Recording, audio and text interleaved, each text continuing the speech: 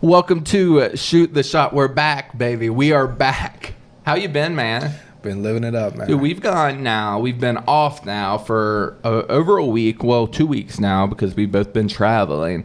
The season has begun. We were waiting beforehand, waiting for the season to get here. Now we're here. Yes. So, dude, let's just hop right in. A lot of big things happened over the last couple of weeks we haven't been able to talk to or talk about yet. Let's start with the G League. G League now is going to pay select players straight out of high school $125K to forego college and go straight into the G League. What are your initial thoughts? Is this an NBA game changer, or is this just like not really that big of a thing? It's definitely a game changer. First and foremost, now these players have the opportunity to immediately start earning money. They don't have to worry about just sitting.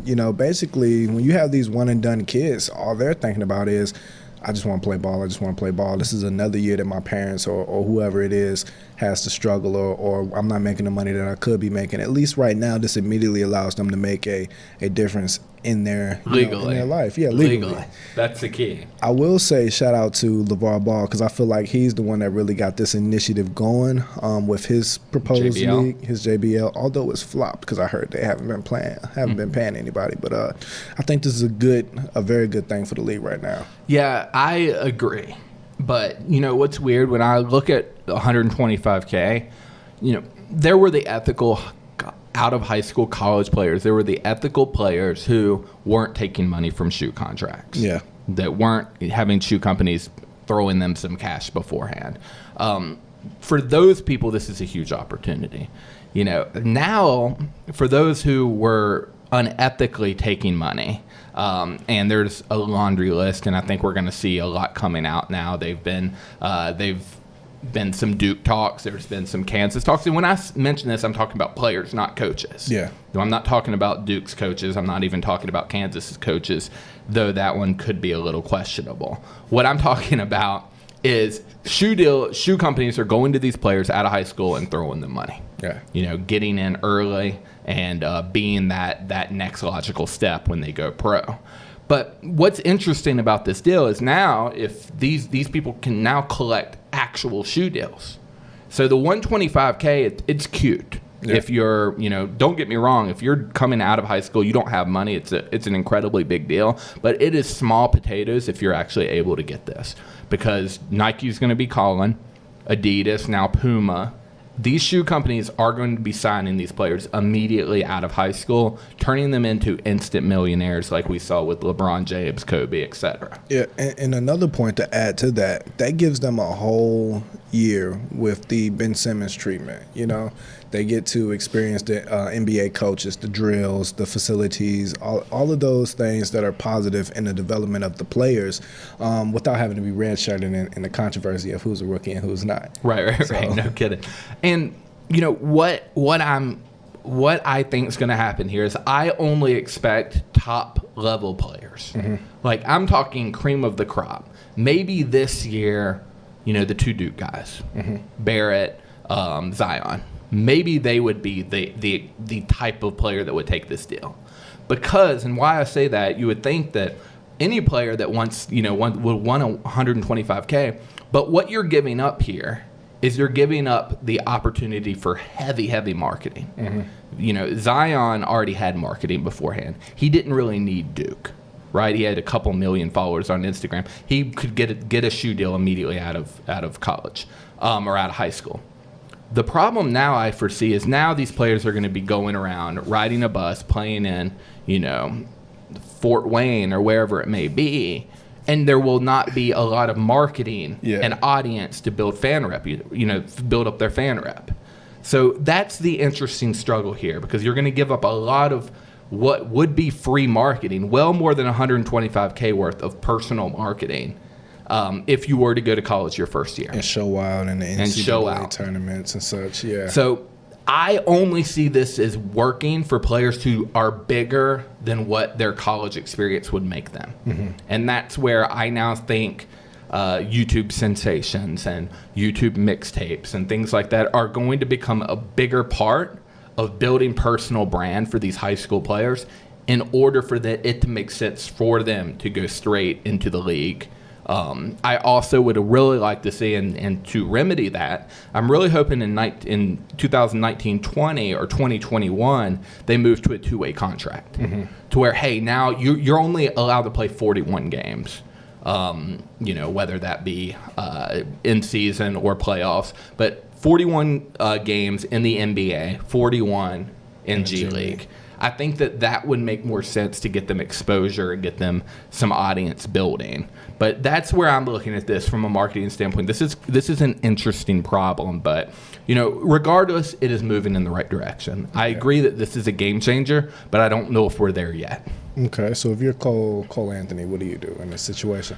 I think that he's a good example of someone that goes. I think that he, obviously, it's not a money thing for his family. They've got plenty of money. He's ready. He is a great player. Yeah. He is legitimately a great player. He already has audience. He already has fanship. I think he's a great example of next year's class to where this should highly be considered. He will walk into a shoe deal, for example. And I think that's truly where the money makes more sense than the marketing power of a Duke or wherever he would go. Weirdly enough, 3 weeks ago, we were having a conversation of what college is he going to go to. It's going to be interesting as we move forward and the years move forward as we won't have these conversations with these players. Most definitely. Now it'll be, will they go or will they not? So what does this mean for college basketball, though? I mean, college basketball doesn't win here. Yeah. I don't see college basketball winning. The only way college basketball wins is if they make it very clear that they're marketing machines. Yeah. If I'm a Coach Calipari, my argument would be, hey, you can go on, you can be riding a bus in nowhere, West Virginia or wherever these G League teams are, or you come spend a little over a semester with me, and we put you in front of every person that is a basketball fan in this country. Or just start paying them. There you go. That's an idea. Well, I mean, that's an argument in itself is NCAA needs to do something. Yeah, I mean, they've been winning for too long here, Adam. They get these endorsements, they get the commercial deals. The players, don't get me wrong, it's not the coaches that sell out the tickets or the stadium or anything like that. It's the players. Absolutely. So, in all honesty, if I see there's a Duke game and a North Carolina game, I'm watching to see the certain players that they have playing. So. And now when that top cream, that top tier of players will not be in the college level, then it kind of takes away from it. Yeah.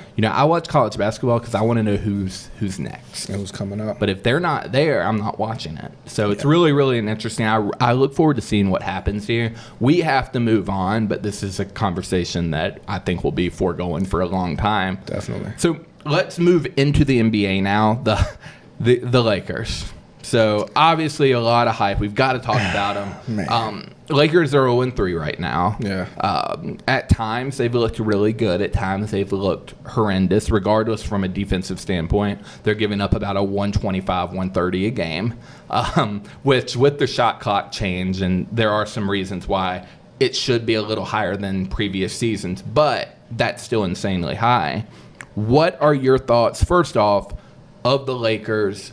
Should they be worried? Should they be concerned? It's the first 3 games of the season of a freshly put together team. It's going to take a while for everything to click and the parts to mesh together or whatnot and operate fully functional.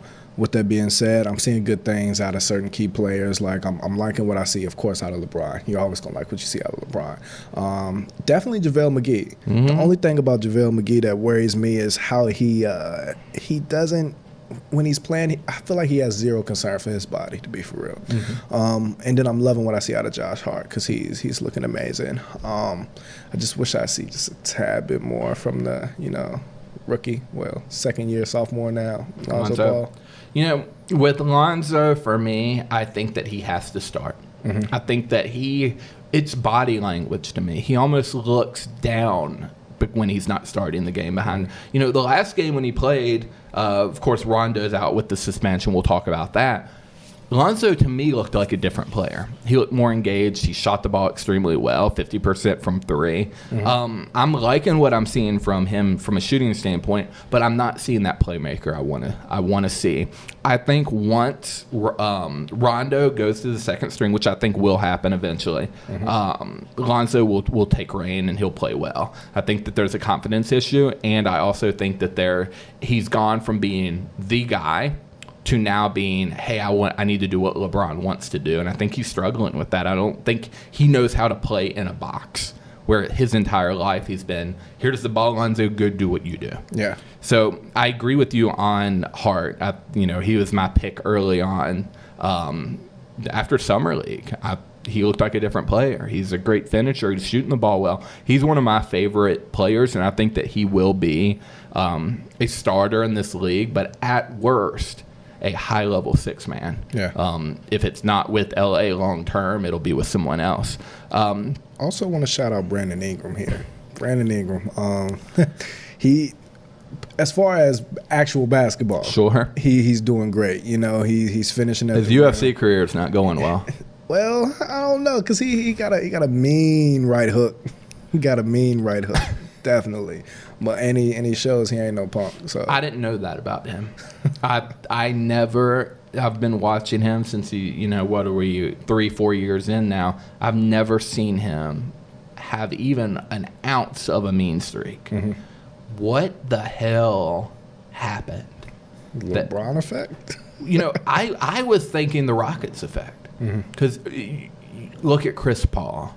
You look at Harden. He is the most frustrating player to play against in the league. If he's pushing you, he's walking, he's doing unorthodox moves that you feel aren't part of basketball, and he's frustrating.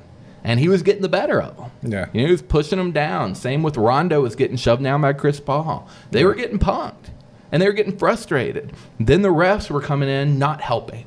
The refs, again, call it bias.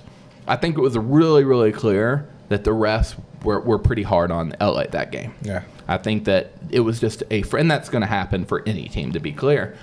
I think that it was frustrating. I think that mixed with the frustration of those players, mixed with getting pumped, Brandon Ingram just had enough. He snapped. When he shoved Harden looked like he didn't know. And that's because Harden was just playing Harden ball. Yeah. He didn't know what he did wrong, but it was just so much frustration built up that's when, B.I. got in the face of the referee. It looked like he was about to hit him or touch him. I was concerned there. Yeah. You're concerned when Lance Stevenson is who's coming. The de-escalator. It's the de-escalator. Like, what the heck is going on? Now let's talk about what happened, the spit. Did Rondo spit or no? Yeah, he spit in that man's face. He spit. He spit, man. Like I've been telling people all weekend. He had a mouthpiece in his mouth, yes. But in order for that amount of fluid to pass from that mouthpiece and make it on to where it's visible for us to see, he had to push it out with force. Call it spit, call it blowing out of anger, whatever it was. He had liquid come from his mouth and hit someone in the face. And that's the utmost disrespect. So if I'm CP3, in the same situation, I mean, he handled it so well. To be perfectly honest, he didn't throw a punch. Yeah. Because I think that would have come off questionable regardless if he would have just gone straight for the punch. He did what probably I would consider doing. He just got angry and he did get physical, but he didn't punch. Then he caught one. Great jab. Yeah. But he didn't stop there. I figured, to be perfectly honest, I think back to Chris Paul. I think back to the Rockets and the Clippers situation. I don't see Chris Paul, throwing hands. Shoot, man. And I was pleasantly surprised with Chris Paul's reaction to getting punched in the face. Oh, yeah. Chris Paul hit him with the 1-2. Two-piece. He got up under, hit him with an uppercut into the jab like a good neighbor. State Farm is here. He said, "Pop." I'm not mad at that. I'm not either. I agree. I think Rondo. If you watch, you can YouTube it. You can see his face change, and he spit, and then you see Chris Paul react to it. I think it's clear as day. I understand that, you don't want to be that player. You don't want to be a player in the league that trips people or that spits on people. Either one, it's not a good look. So I can understand why he's not saying I didn't do it. I would probably be saying, the same thing if I did it. But as a Laker fan, I just want to get through it. He spit on him. Brandon Ingram has a nut side. I don't know where that came from. He came out of nowhere and stuck CP3 too. Yeah, haymaker from behind. Yeah, I want that type of fire from BI to be captured. Because I didn't know that he had that in him. Hell, he looked tired every game I've seen him play. It looks like he's about to fall asleep. No intensity. But what's crazy about that? LeBron steps in and he breaks up and grabs Chris CP3. Paul. And now, if I'm not mistaken, I heard something along the lines that LeBron said he's no longer cool with CP3 for the moment. And I'm just like, you can't really do that. If that's your friend, that's your friend. I understand these are your teammates and all, but it's basketball. It's an emotional sport. Sure. You're pushing up against each other the whole game. Emotions flare. It's men. We're men. We're out there having a good time. We're playing. Just leave it on the court. Exactly. So exactly. I mean, I have a short career of high school / beyond high school rec league basketball. I had my fights with people. I've been physical with people who, both ends of it, me throwing shots, me getting shots. But it left, when we stepped off the court, it was done. That's how it's always been. What's interesting about this, not only was there apparently an altercation between the players, which we know is true, there was actually an off-court altercation between Rondo's wife and Chris Paul's wife. And what's really interesting is, do you know where Chris Paul's wife was when this happened? She was sitting beside LeBron's sitting beside LeBron's wife. So I only picture Rondo's wife yelling, LeBron's wife in the middle, and then Chris Paul's wife on the other side. That may not be what the case, but that's what I'm picturing. And there's question that it got somewhat physical. There's questions that it was just shouting or cussing, whatever it may be. But apparently this stuff got wild in Staples the other night beyond what just happened on the court. And that's the crazy thing. But Chris Paul should have known Rondo's a live wire. There's a picture of him kicking somebody from Tennessee when I think he played for Kentucky, right? Yep.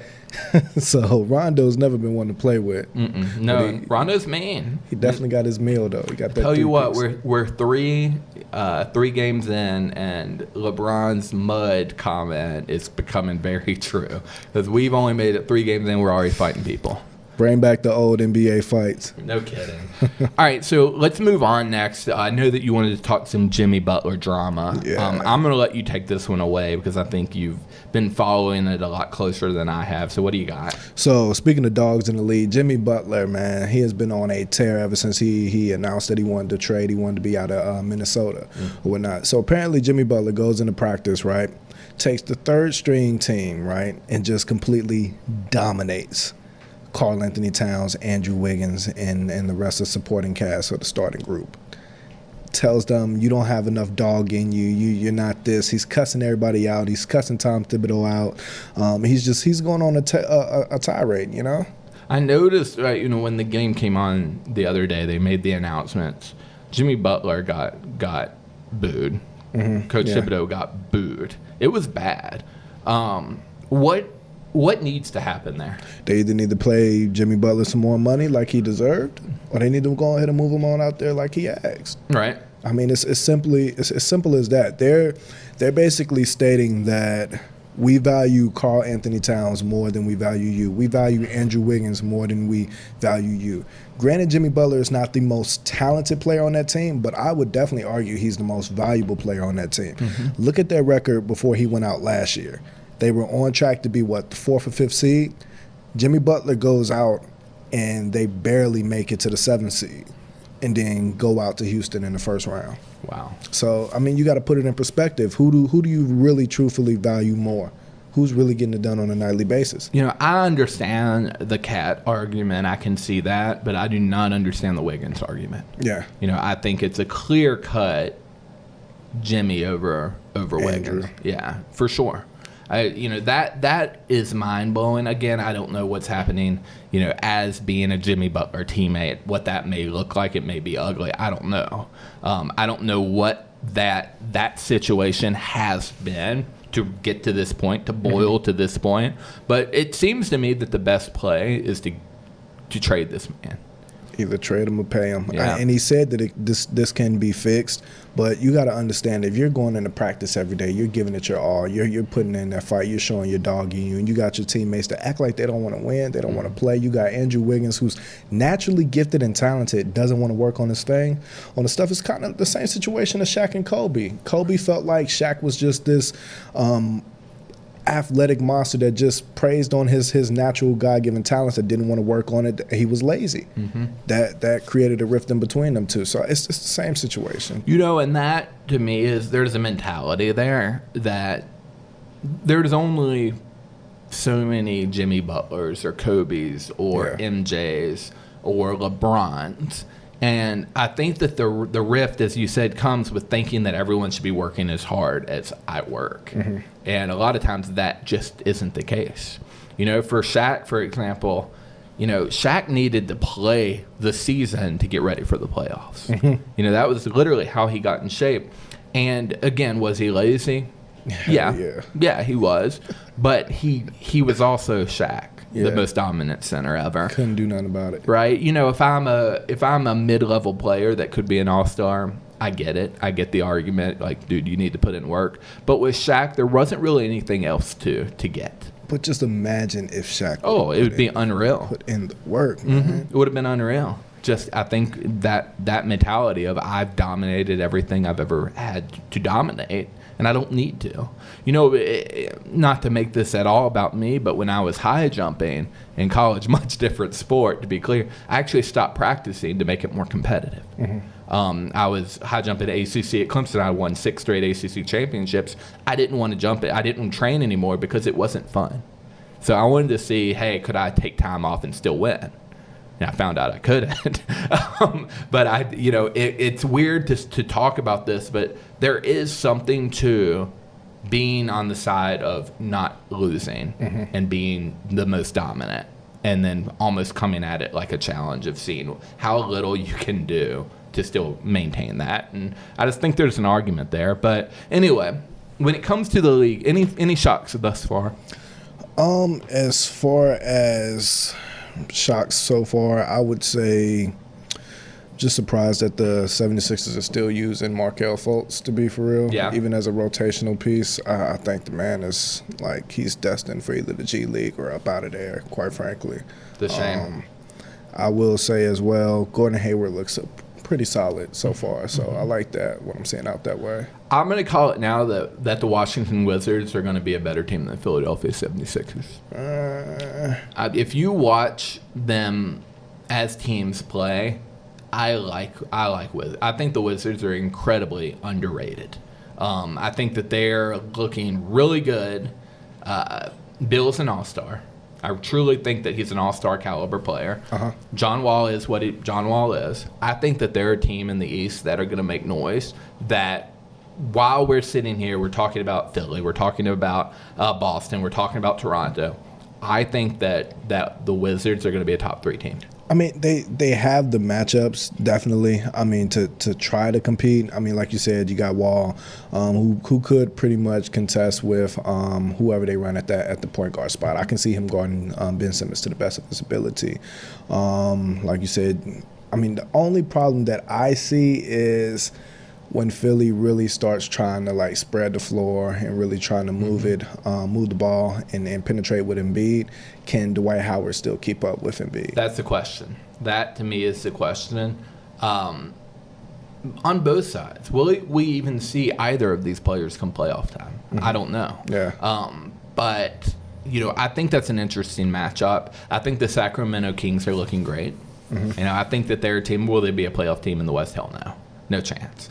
But are they improving? Do they have young talent that they have incredibly young talent and they look like a good team. You know, the irony of this, I was just actually in Sacramento and I was talking to somebody about their team, and I'm actually unimpressed with Sacramento. Really? I'm unimpressed. Willie Cauley-Stein has been a huge letdown for me. I just felt like he had the potential to be so much more than what he has been so far. So maybe this year will be his breakout. You know, let me stop you there with Willie. You know how Willie was recruited by Kentucky? How was that? He's a 7-foot wide receiver. Coach Cal never saw him pick up a basketball. And he recruited him as a 7-foot wide receiver and said, come play basketball for me. And the only reason I'm saying that is I think Willie Cauley-Stein has a lot of basketball to learn. And I think that athletically he's untouchable. I think that there's only so many 7-footers that can move that well. Efficiently as he does. You know, and I agree with you should he be better when you physically look at him, see how he moves? Yes. Yeah. But I just don't think he has the skill set. He hasn't had the time to learn the skill set yet, but I think he will get there. I do think that he will. Do I think it'll be this year? No. But I think year 4, year 5, year 6, I think he's going to get. Yeah, he's going to get I definitely do hope so. I mean, you got Buddy Hield there. You got what's the you got Fox. Yeah, De'Aaron Fox. So I mean, it looks pretty good. A nice situation there if they actually develop the way that they're supposed to. Right. You know, take the Warriors approach. Not saying they'll be nowhere near the Warriors or anything like that, but it can happen. What about the Denver Nuggets? I like their projection. I definitely like their projection. Murray is looking solid. So I just feel like they gotta show that they're there. You know, I think they've got a good interior game. They've got obviously have the guards in play. You know, watching them against the Lakers, they were a better team. You know, and they will remain a better team. Yeah, I think that they're good. I think that they're really good, more so than everyone expects. Now, moving on, I've got an interesting question. This is our last segment. What will the future of the NBA look like? And what I mean by that is right now the NBA is a copycat league. We know that. Right now, small ball, 3-point shooting is what all teams are looking to do. It is not rare to cut on any basketball game and not see a 7-footer on the court. In fact, there are times when you can cut on a game and not see a 6'10" player on the court. Yeah. What do you foresee is the future of the NBA? Will we continue small ball basketball, 3-point line, you know, win, lose, or draw? It will rely on the 3-point line. Or will we see bigs come back to play? I think the NBA is going to ride this 3-point wave a little bit longer. I hope it's not too much longer, quite frankly, because I did like how tough the league was back in the day when you actually had to get up in people's grill, you know, maneuver or bang on somebody, quite frankly. Now it's real rare when you see a poster. When back in the day you see 2 or 3 of those a game, which made it exciting to me. You know, anybody can shoot a 3, especially wide open. What I don't want to happen is, you know how everybody likes to change things and keep moving. If the NBA moves more towards the emphasis of outside shots and just continues to want to spread the floor, and then the players get smaller and smaller and smaller, because then that's not exciting to watch. Right. You know, here's what I would have liked to see. The New York Knicks have one of the biggest teams. You know, 4 or 5 guys over 7 foot, a couple 6'9", 6'10" players. There's times when they'll have Cantor on the court. When Porzingis is healthy, he'll be on the court. Kevin Knox will be on the court. You know, right there's 3 players between 6'9" and 7'3".